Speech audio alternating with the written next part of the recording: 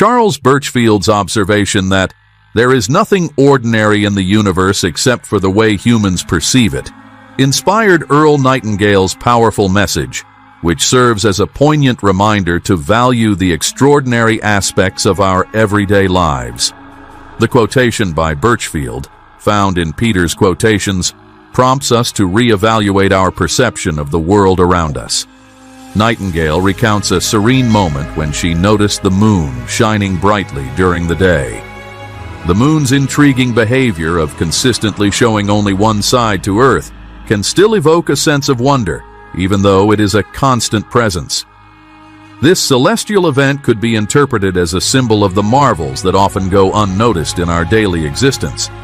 Furthermore, he ponders the extinction of a star that occurred 170 million years ago, yet the light from that star has only recently reached our planet. This cosmic event emphasizes the vastness of the universe and our humble place within it. This serves as a powerful reminder of how easily we can overlook the extraordinary when we become consumed by the mundane. The lesson conveyed by Nightingale emphasizes the significant impact of our mental attitude. The Book of Proverbs, which emphasizes the power of our thoughts in shaping our reality, is the primary source of knowledge that he draws from. If we choose to focus on the wonders that surround us, we have the power to change our daily routines. Furthermore, he explores how people often overlook the extraordinary moments in life, such as starting a new job, getting married, or having children. These are truly remarkable times that should always be celebrated as extraordinary. The author highlights the connection between our sense of worth and the things we deem important, drawing from the wisdom of Marcus Aurelius. This observation prompts us to reconsider our daily lives and uncover sources of motivation in our surroundings. If we pause to appreciate the small miracles in our lives, cherish our connections, and strive for excellence, we can break free from the monotony and see the world as a place of endless wonder. Our time here on Earth can truly be a remarkable adventure, as we have the ability to find happiness and a sense of purpose in every moment, just like the great philosophers and artists who came before us. This is Earl Nightingale with Insight. There is nothing commonplace in the world except the mental attitude of man. Charles Birchfield penned those words, and they were published in the book Peter's Quotations. There's nothing commonplace in the world except the mental attitude of man.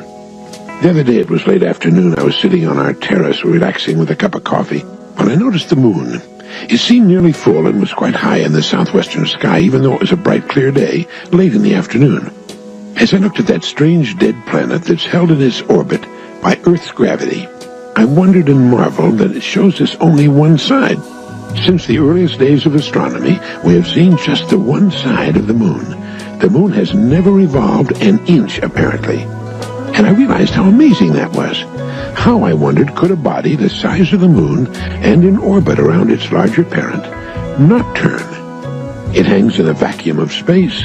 It moves about the Earth, and it travels with us on a high-speed journey around the wheel of our great galaxy. Yet it doesn't turn, not a centimeter, in 1,000 years. Incredible. And I thought about the universe and the star whose death we recently observed. The star had died in a great flare of light 170 million years ago. It had taken 170 million years, traveling at the speed of light, for the explosion to reach our searching telescopes. I read about the event in the Smithsonian magazine, and the article pointed out that after the explosion, the star would fall back upon itself in such a way and of such density that a teaspoon of matter at the core would weigh 100 million tons. A teaspoon-sized bit of matter of a density that would cause it to weigh 100 million tons. I tried to imagine something an inch long by a half-inch wide weighing 100 million tons, all part of our universe. Everywhere we look at nature, our minds are boggled, and when we think in terms of the vastness of the universe, we realize how infinitesimal we human creatures truly are. I read somewhere that there are creatures so small, they live in the intestines of no-see-ums, those tiny flying creatures that can be such an annoyance on a hot day when we're fishing or trying to enjoy a sandwich. That's what we're like, you might say, when compared to the vastness and the wonder of the universe. No, there's nothing commonplace in the world, except the mental attitude of man. Our attitudes are the result of choice. Each of us chooses his or her attitude. In the book of Proverbs we read, "As one thinks in one's heart, so one is."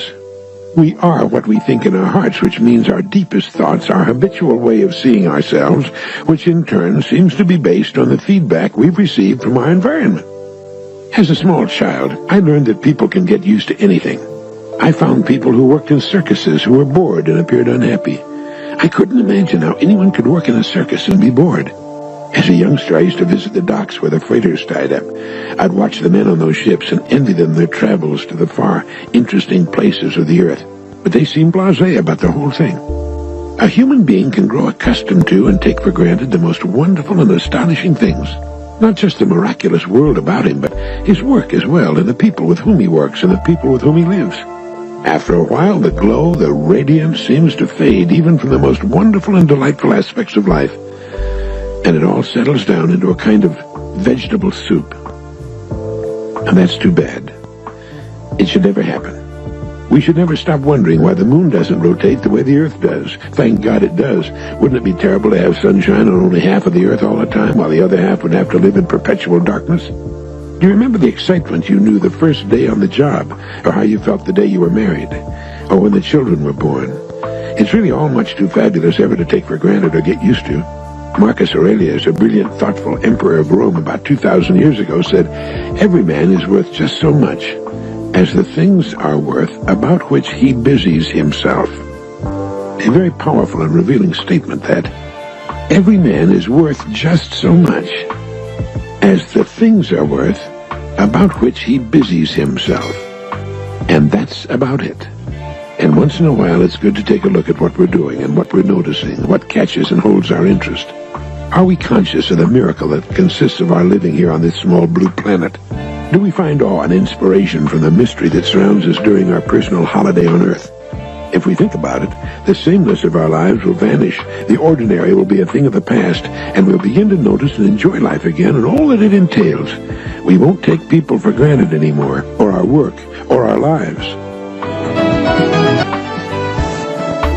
I came across a great statement the other morning, the sort of thing that makes you sit and think for a few minutes. It goes like this: institutions, like vineyards, should be judged by the quality of their vintages. The man who said that was Crawford H. Greenwald, former president and now a director of the DuPont Company. It's worth thinking about, isn't it? Institutions, like vineyards, should be judged by the quality of their vintages. You can apply this to a commercial enterprise of any kind, or a school, a college, a university, a church, a farm, a family, or a country. I, for one, would rather be connected with a small organization turning out a really great product than with the largest organization in the world turning out products of an ordinary nature. But quality has nothing to do with size. Some of the largest institutions have the best reputations for quality. In fact, many of them grew large because of their insistence on quality. There are very few things as important to instill in ourselves and our children as the love of quality for quality's sake. We automatically look for this virtue in others and admire it when we find it. We want it in the people who build our home and in every service we receive. We want it in the education of our kids, in the kind of medical and dental attention we receive, in the food we eat, in the car we drive, in the clothes we wear, in the books and newspapers we read, and in the entertainment we seek. We enjoy watching a professional golf tournament or basketball or football or baseball game, a fine athletic event of any sort, because we enjoy watching professionals. We enjoy the quality of their performances. Quality puts value on everything, or anything.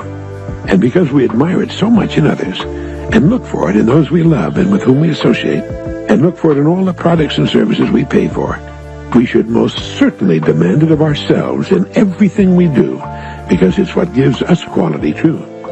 Before we turn loose of anything to which we've set our hand and mind, we should ask ourselves, is this up to my standards of quality? And because quality of any sort is a journey more than a destination, we should also ask ourselves, how can I improve on the quality of what I do? There are no unimportant jobs. There isn't a job of any sort on which the stamp of quality won't make the person doing that job great. in raising children, cooking meals, cleaning a house, or manufacturing a child's toy or an automobile or a screw or a nail or a nuclear power plant. Quality is one commodity of which we never tire, which we always need. It's something we will never fail to admire, and it puts upon people and institutions the stamp of greatness. And it's something you can never fake. Time exposes the lack of quality like the geological strata of a canyon, and people almost instinctively know and respect quality when they find it, or turn away when they do not.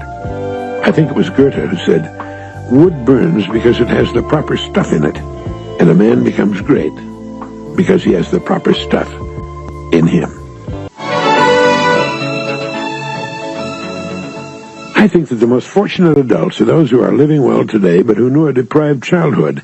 It's also true, I think, that the most creative people are those who had a rough time as kids. Children raised in poverty, or if not poverty, at least on the wrong side of the tracks, must fall back on their imagination for enjoyment. Their lives are filled with daydreams. Their imaginations become wonderfully active. In an instant, their bleak surroundings can vanish, and in the warm, sunny world of their minds, all sorts of wonderful things can happen to them. It's been my experience that adults who have been very well off all their lives tend to be less interesting than those who knew a certain amount of privation as youngsters. They also seem to be a little more bored with life, less happy than those who now find great interest in having things they didn't have as children. Now, we all want our kids to have the things we didn't have as youngsters, I suppose, but I think it's more for our enjoyment than theirs. Kids really couldn't care less. It seems that all a child needs for good, healthy growth, assuming an adequate diet, is love in the family. If that's there, nothing else seems to matter much. During World War II, it was decided to remove many thousands of small children from war-ravaged London to protect them from the bombing. It was soon discovered that removing them from their families and homes was much worse for them than the risks of bombing. Studies of highly creative people more often than not turn up the fact that they were forced to live in their imaginations as children, and so took highly developed imaginations into adulthood. It's also true that the poor kid develops into more of a risk-taker than the rich kid. It may be because he simply has less to lose, but it's also a fact that the better off a family becomes, the more conservative it tends to become, the less chances it's willing to take.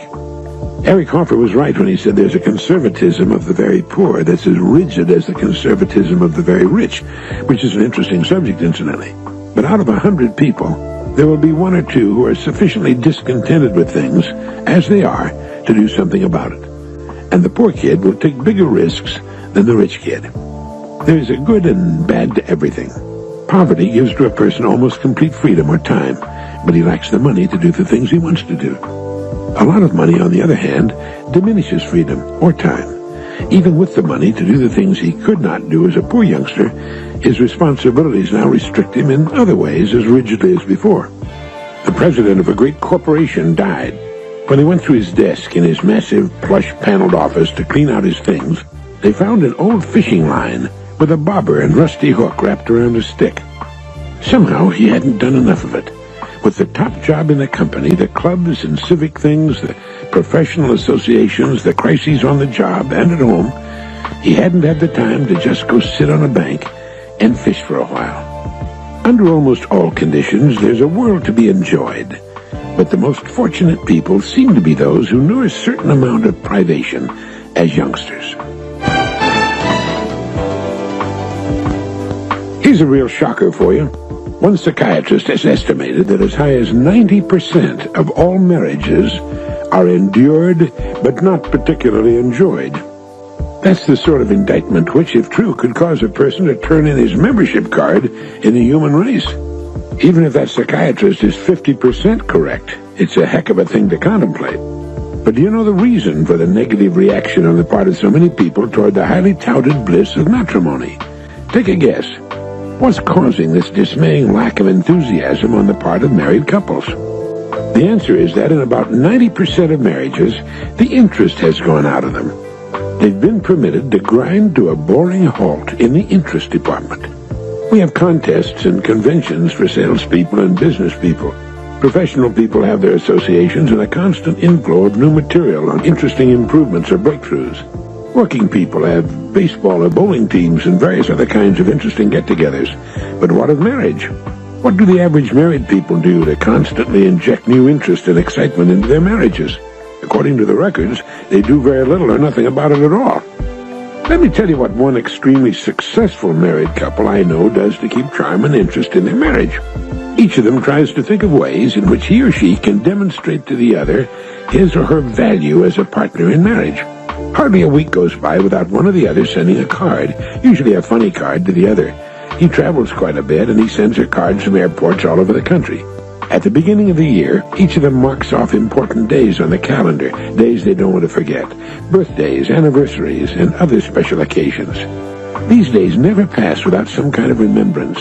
They especially celebrate the anniversary of the day they met, and they have parties on the children's birthdays. They plan trips for weeks in advance, which gives each of them something to look forward to. Several times each year they go to a nearby resort for a weekend and play golf together, and just generally change the setting of their marriage. From time to time, each of them gives the other a prize for being a good wife or husband. They think of little, sort of inexpensive things to do for each other. They know that unless they work at making their marriage successful and interesting, it will slowly become dull and average. They've made a career of having a happy, interesting marriage, and their marriage is as interesting now, 20 years later, as it was the first year. They believe, as I do, that life is dull only to dull people. They don't want to be dull people, and they're not. Their marriage is high in the successful 10%. How about yours? What have you done lately to let your partner know how much you appreciate him or her? If you find that, the interest has largely disappeared from your marriage, remember that with very little effort on your part, it can be restored. You don't have to talk about it. Just start doing something about it.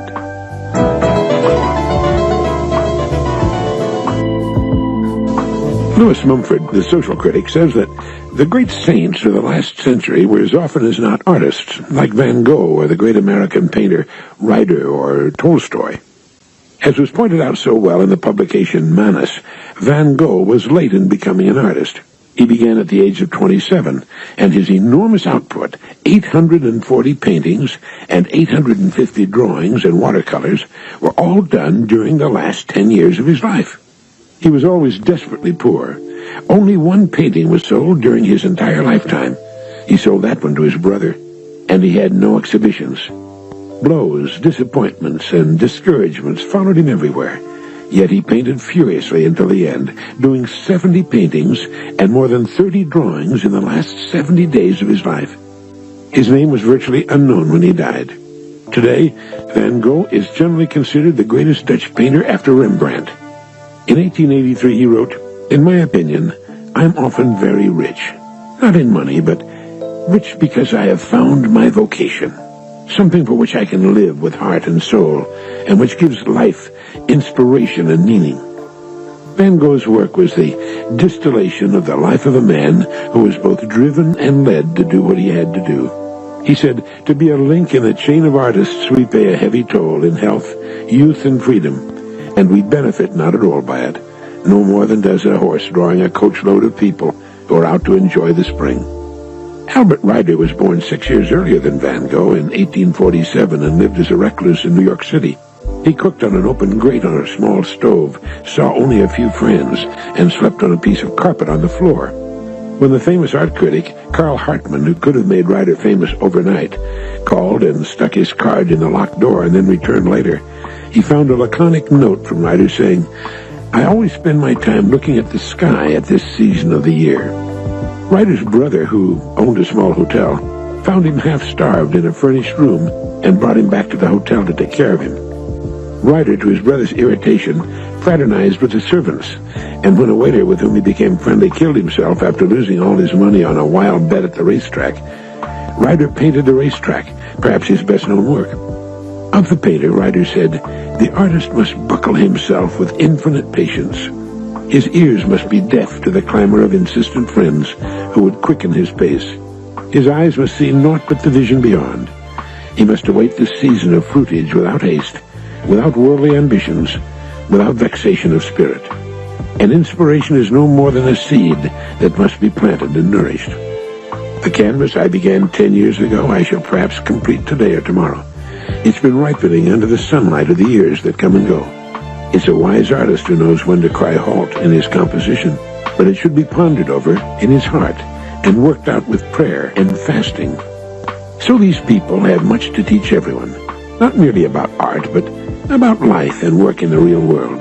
That's what Lewis Mumford means. And when we study the lives of such people, it makes us take a new look at our work. The other day, some friends and I were talking about man's faults and his propensity for getting into trouble of one kind or another. We finally agreed that what gets most people into trouble, the agency that has caused more trouble, pain, bloodshed, and grief in the world, is man's ability to speak, to open his big mouth and put his foot into it. Too often, I think, we forget the importance of silence. Far more sales have been lost by having said too much than by having said too little. I heard a speech in New York City one time in which the speaker said, "The Bible tells us that Samson slew 1,000 Philistines with the jawbone of an ass. And every day, all over the country, 50,000 sailors are killed with the same weapon." An excellent command of the English language is vital to the really successful salesperson, but he also knows when to turn it off, when to listen, when to simply sit and nod and look interested in what his prospect is saying, and to perhaps interject a word here and there calculated to keep the ball rolling. In my books of quotations, the wisdom of silence is given a lot of space. It seems that most writers, thinkers, and philosophers agreed that knowing when to keep silent is one of man's highest and most difficult achievements. In fact, of all the virtues, Zeno chose silence, for by it, he said, "I hear other men's imperfections and conceal my own." F.W. Robertson said, "A silent man is easily reputed wise." It's amazing but true that a person will advance farther faster by sharply limiting what he has to say than by trying to show how much he knows by talking too much. And Bulwer said, "The main reason why silence is so efficacious an element of repute is, first, because of the magnification which proverbially belongs to the unknown, and secondly, because silence provokes no man's envy and wounds no man's self-love." Makes sense, doesn't it? Most of the embarrassing moments we can remember and the pain we've inflicted on others and ourselves have come about because we didn't have enough sense or self-control to merely keep silent instead of speaking. How often is silence the wisest of replies? And it's been written that well-timed silence hath more eloquence than speech. And a silent man's words are not brought into court, and a slip of the foot may soon be recovered, but that of the tongue, perhaps never. And again, he that can rule his tongue shall live without strife, and if you don't say it, you'll never have to unsay it. Refusing to be embroiled in an argument is the way to win it every time. We're noisiest when we're little children. Gradually, as we grow into maturity, our sound should lessen in both definitions of the word volume. Here's another. Nature has given us 2 ears, 2 eyes, and but 1 tongue, to the end that we should hear and see more than we speak. And another important point, neither speak well nor ill of yourself. If well, men will not believe you. If ill, they'll believe a great deal more than you say. And talking comes by nature, silence by wisdom. Of course, I'm a fine one to be talking about the wisdom of silence. It's also been written that he who would close another man's mouth should first tie his own. So with that,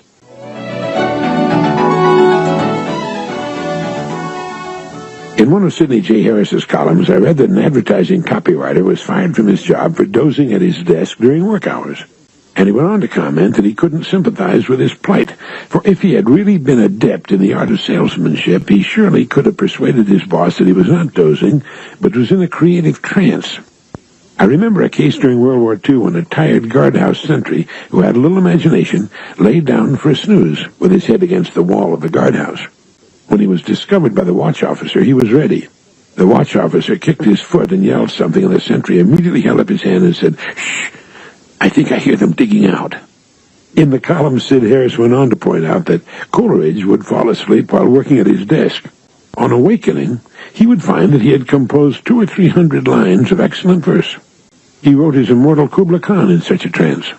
And such varied men of genius as Descartes, Leibniz, Milton, and Rossini used to stimulate their creative juices by lying down under piles of blankets to meditate.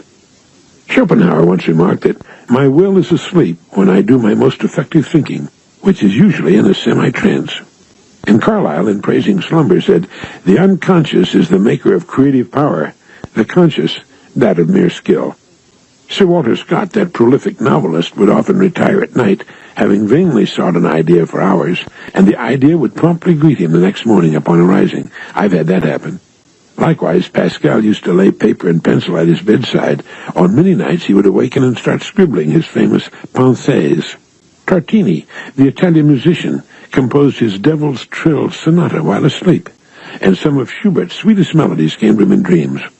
Voltaire one night dreamed an entire canto of his epic poem, La Henriade, in an entirely different and improved version from the one he had written the preceding day. Condorcet, the brilliant French mathematician, had the same fruitful experience with mathematical formula. Diogenes Laertius, the Greek historian, mentions a Stoic philosopher who composed and corrected philosophical treatises while he was sleepwalking. But why go on? That copywriter deserved to be fired not for dozing at his desk, but for failing to impress upon his superiors the ancient, noble, and highly creative precedents he was following. How could he sell toothpaste or detergents if he couldn't sell his own working habits? It was a very good column, and very true. If you're a structural steel worker, dozing can be fatal. But if you're in a creative pursuit, if you're stock